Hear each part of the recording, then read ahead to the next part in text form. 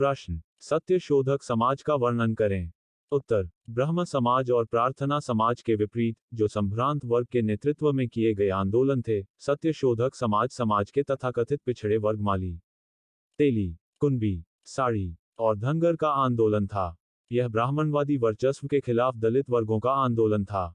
ज्योतिराव गोविंदराव फुले, जिन्हें ज्योतिबा फुले के नाम से भी जाना जाता था, के नेतृत्व में इस आंदोलन ने निम्न जाति के लोगों को स्वयं को शिक्षित करने और अन्यायपूर्ण और क्रूर प्रथाओं का विरोध करने के लिए प्रेरित किया, जिसने उन्हें सम्मान और गरिमा के साथ जीने के अवसरों से वंचित कर रखा था।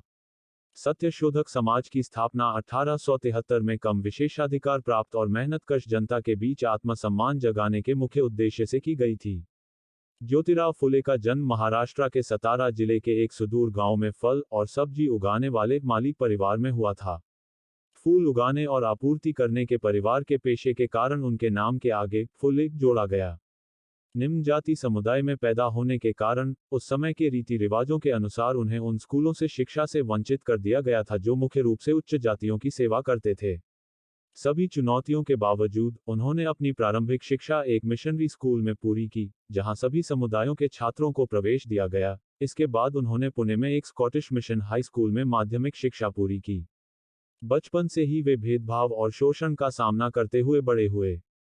इस प्रकार निम्न जाति का उत्थान करना 1847 में अपनी माध्यमिक शिक्षा पूरी करने के बाद ज्योतिराव फुले का मिशन बन गया। उन्होंने बुद्ध और कबीर के समतावादी दर्शन से प्रेरणा ली और वह पश्चिम के पश्चिमी उदार लोकतंत्र और फ्रांसीसी क्रांति की विचारधारा से भी समान रूप से प्रभावित थे। अंग्रेजी शिक्षा ने उन्हें मानव गरिमा और मानवाधिकार जैसी अवधारणाओं की आवश्यकता और उनके महत्व को सिखाया। एक उत्सुक पाठक के रूप में उन्होंने शिवाजी और जॉर्ज वाशिंगटन की जीवनी पढ़ने का आनंद लिया, जिसने उनमें वीरता और देशभक्ति की भावनाएं जगाई। एक अन्य महत्वपूर्ण पुस्तक जिसने ज्योतिराव फुले पर लंबे समय तक प्रभाव डाला, वह थॉमस पेन की कृति राइट्स ऑफ मैन थी, जिसने उन्हें समानता और स्वतंत्रता के मानवीय मूल्यों को बढ़ावा देने के अपने मिशन में मार्गदर्शित किया। जीवन में आई कठिनाइयों ने ज्योतिराव फुले को निम्न जातियों, महिलाओं, बच्चों, अनाथों और पराश्रितों को मुक्ति दिलाने के अपने मिशन को जुनून से आगे बढ़ाने के लिए दृढ़ संकल्पित कर दिया। उन्होंने अपना जीवन जरूरतमंदों के लिए समर्पित कर दिया, जिससे उन्हें बहुत सम्मान और प्रतिष्ठा मिली। लोग उन्हें प्यार से महात्मा ज्योतिबा फुले के नाम से संबोधित करते थे। महात्मा ज्योतिबा फुले, जैसा कि वे लोकप्रिय रूप से जाने जाते हैं, आधुनिक भारत में पहले व्यक्ति थे जिन्होंने जाति उत्पीड़ित मेहनतकशों और महिलाओं को उनकी जाति के बावजूद उनकी मुक्ति के लिए एक आंदोलन शुरू किया। उन्होंने तर्कवाद और आत्म मुक्ति के मूलभूत स्तंभों पर सत्यशोधक समाज की स्थापना की। सत्यशोधक समाज ने अपने सदस्यों को स्वयं सत्य की खोज करने और तथाकथित विद्वान वर्ग द्वारा उन्हें बताए जा रहे कार्यों को स्वीकार न करने और उनका पालन न करने के लिए प्रोत्साहित किया। इस समाज का उद्देश्य निम्न जाति के लोगों को अंग्रेजी शिक्षा के प्रति प्रोत्साहित करना था, जो उन्हें जाति और लिंग पदानुक्रम को बदलने में मदद करता। वंचित वर्ग के आंदोलन के एक नेता और आयोजक होने के अलावा, फुले अपने आप में एक लेखक, कवि और दार्शनिक भी थे, जिन्होंने कई किताबें और लेख लिखे थे। वह एक कट्टरपंथी समाज सुधारक और एक कार्यकर्ता के रूप में उभरे, जिन्होंने मानवाधिकारों के हनन के लिए जिम्मेदार लोगों के खिलाफ बोलने, लिखने और जनता को लामबंद करने का साहस किया, जिसने उन्हें दलितों का एक निडर नायक बना दिया। उन्होंने उन सिद्धांतों और मानवीय मूल्यों को व्यवहार में अपनाया, जिनका उन्होंने प्रचार किया और उन्हें स्वीकार किया। अपनी पत्नी को पढ़ना लिखना सीखने के लिए प्रोत्साहित करना ज्योतिबा फुले के खुले उदार दृष्टिकोण और सिद्धांतों को व्यवहार में लाने का प्रमाण है। आंदोलन के उद्देश्य: 1. गैर ब्राह्मणों को ब्राह्मण या पुरोहित वर्ग के शोषण से मुक्त कराना। सत्यशोधक समाज ने ब्राह्मणों के बिना अनुष्ठान और समारोह आयोजित करके पुरोहितवाद के लिए सामाजिक और धार्मिक स्वीकृति को कमजोर करने का काम किया। जाति व्यवस्था पर इसका हमला पश्चिमी तर्कवाद के साथ साथ भक्ति पंथ जैसे सामाजिक विद्रोह के स्वदेशी स्रोतों के मूलभूत विचारों पर आधारित था। 2. वेदों को पवित्र मानकर उनकी निंदा करें। आंदोलन ने इस विचार का प्रचार किया कि कोई भी धार्मिक पाठ या ग्रंथ अचूक नहीं है, इसलिए कारण और तर्कसंगतता के प्रकाश में इसकी जांच की जानी चाहिए। ज्योतिराव फुले का विचार था कि रीति रिवाजों और परंपराओं की अंधी स्वीकृति ब्राह्मणों द्वारा पूर्ण अधिकार प्राप्त करने और कम विशेषाधिकार प्राप्त लोगों को मानवाधिकारों से वंचित करने के पीछे एक कारण है। 3. चातुर्वर्ण व्यवस्था को अस्वीकार करें। जाति आधारित सामाजिक व्यवस्था जिसने समाज को 4 वर्णों में विभाजित किया: ब्राह्मण, क्षत्रिय, वैश्य और शूद्र। ज्योतिराव फुले ने पदानुक्रमित सामाजिक व्यवस्था को उखाड़ फेंकने की पुरजोर वकालत की, जिसमें निचले तबके के लोगों के साथ बुरा व्यवहार किया जाता था। उन्होंने अपने सहयोगियों को प्रोत्साहित किया कि वे पूर्वाग्रह और घृणा पर सवाल उठाने का साहस जुटाएं और चुपचाप पीड़ित न बने। ज्योतिराव फुले का मानना था कि कर्मकांडों और परंपराओं की निर्विवाद स्वीकृति ने शोषण को वैध बना दिया है। 4. स्वतंत्रता, समानता, भाईचारा, मानवीय गरिमा, आर्थिक न्याय और निष्पक्षता पर आधारित एक नई सामाजिक व्यवस्था की स्थापना करना।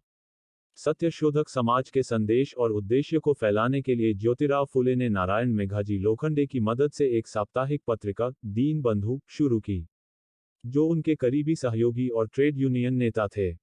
इस साप्ताहिक पत्रिका ने अपने सदस्यों को मानवाधिकारों और सामाजिक न्याय पर अपने विचार व्यक्त करने में मदद की और शोषित वर्ग को अपनी चिंताओं और दुर्दशा को व्यक्त करने के लिए एक मंच भी प्रदान किया।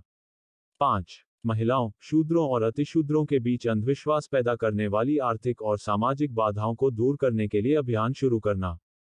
इसने सामाजिक गुलामी के खिलाफ आवाज उठाई और सामाजिक न्याय की मांग की। यह भारत में दबे कुचले लोगों की आवाज थी। सत्यशोधक समाज द्वारा की गई गतिविधियां। महिलाओं और लड़कियों के बीच शिक्षा को बढ़ावा दिया। देश का पहला लड़कियों का स्कूल 1848 में ज्योतिबा फुले द्वारा ही खोला गया था। सामाजिक कुरीतियों के बारे में लोगों में जागरूकता फैलाना। शोषित और पीड़ित महिलाओं को सुविधाएं मुहैया करवाई। शूद्रों व अतिशूद्रों के बीच शिक्षा को बढ़ावा दिया और उन्हें अपने आत्म सुधार के लिए प्रेरित किया। कृषि सुधारों के लिए सक्रियता समाज की गतिविधियों में से एक थी। सत्यशोधक समाज ने किसानों की सामाजिक और आर्थिक स्थितियों में सुधार के लिए मिट्टी संरक्षण, तटबंधों के निर्माण और कृषि और संबद्ध गतिविधियों के लिए प्रौद्योगिकी के उपयोग की आवश्यकता के बारे में जागरूकता फैलाने में महत्वपूर्ण भूमिका निभाई। लोगों को ऐसे विवाह समारोह आयोजित करने के लिए प्रोत्साहित किया जो सरल और सस्ते थे, और इसने ब्राह्मण पुजारी की सेवाओं को बेमानी बना दिया। ज्योतिबा फुले ने लिखा, सार्वजनिक सत्य धर्म, जिसमें उन्होंने एक साधारण विवाह समारोह का वर्णन किया, जो सभी को बिना किसी अस्पष्टता के प्रक्रिया में भाग लेने और समझने में सक्षम बनाता है, वैदिक विवाह समारोह के विपरीत जो केवल एक ब्राह्मण द्वारा आयोजित किया जा सकता था। मेहनतकश किसानों में भारी कर लगाने का विरोध करने के लिए उनमें जागरूकता फैलाना। ज्योतिबा फुले ने ग्रामीण अर्थव्यवस्था और कृषि क्षेत्र के अपने गहन ज्ञान के साथ सरकार और लोगों दोनों के लिए कृषि क्षेत्र से जुड़ी समस्याओं के समाधान की पेशकश की, ताकि कृषि एक लाभदायक उद्यम बन सके। स्वतंत्रता और समानता के सिद्धांतों के आधार पर सार्वभौमिक धर्म के विचार को बढ़ावा दिया। उनके सार्वजनिक सत्य धर्म ने किसी गुरु या पाठ की सहायता के बिना सत्य की खोज पर बल दिया। सत्यशोधक समाज ने हिंदू धर्म की आलोचना की, लेकिन धर्म के विचार को खारिज नहीं किया। समाज ने विश्वास और धर्म के मामलों में एक धर्मनिरपेक्ष दृष्टिकोण की पेशकश की और गरीब लोगों से एकत्र किए गए करों से मंदिरों को अनुदान देने की औपनिवेशिक सरकार की प्रथा की कड़ी निंदा की। गरीबों, निचली जातियों और महिलाओं की सेवा करने के अपने मिशन को साकार करने के लिए आंदोलन ने सफलतापूर्वक काम किया। उनमें आत्मसम्मान और पहचान की भावना जगाने के लिए जागरूकता फैलाई, ताकि ब्राह्मणों के वर्चस्व को चुनौती दी जा सके। ज्योतिबा फुले और उनकी पत्नी सावित्री फुले दोनों इस आंदोलन की मार्गदर्शक आत्मा और शक्ति थे, जिन्होंने आम लोगों के लिए असाधारण प्रयास किए। ब्रह्म समाज और प्रार्थना समाज के अग्रदूतों के विपरीत, उन्होंने भारतीय सामाजिक व्यवस्था और हिंदू धर्म की एक कट्टरपंथी आलोचना की। महात्मा फुले ने दलित और उपेक्षित जनता के लिए आंदोलन का नेतृत्व किया और ब्राह्मणों, उच्च जाति और औपनिवेशिक सरकार की जातियों की खुले तौर पर निंदा की और कम विशेषाधिकार प्राप्त लोगों को सशक्त बनाने के लिए आवश्यक कदम उठाए। स्थानीय और अशिक्षित जनता से जुड़ने के लिए आंदोलन अपने विचारों को संप्रेषित करने के लिए लोककथाओं, नुक्कड़ नाटकों और लोक नाटकों पर निर्भर था। सत्यशोधक समाज साधारण लोगों द्वारा सामाजिक आंदोलन शुरू करने वाली पहली संस्था थी, और यह लंबे समय से दबे हुए भारतीयों के विरोध की तीखी आवाज थी। सत्यशोधक समाज की ब्रिटिशों और ईसाई धर्म के प्रति झुकाव एवं महात्मा फुले की इतिहास की व्याख्या करने के लिए आलोचना की गई, इसलिए यह प्रमुख बुद्धिजीवियों के समर्थन से दूर रहा। सत्यशोधक अपने हृदय से सामाजिक कार्यों के प्रति समर्पित रहे। प्रस्तुति समापन। आपका धन्यवाद। Disclaimer: This notes has been made after a lot of research, yet the accuracy of the answers may vary.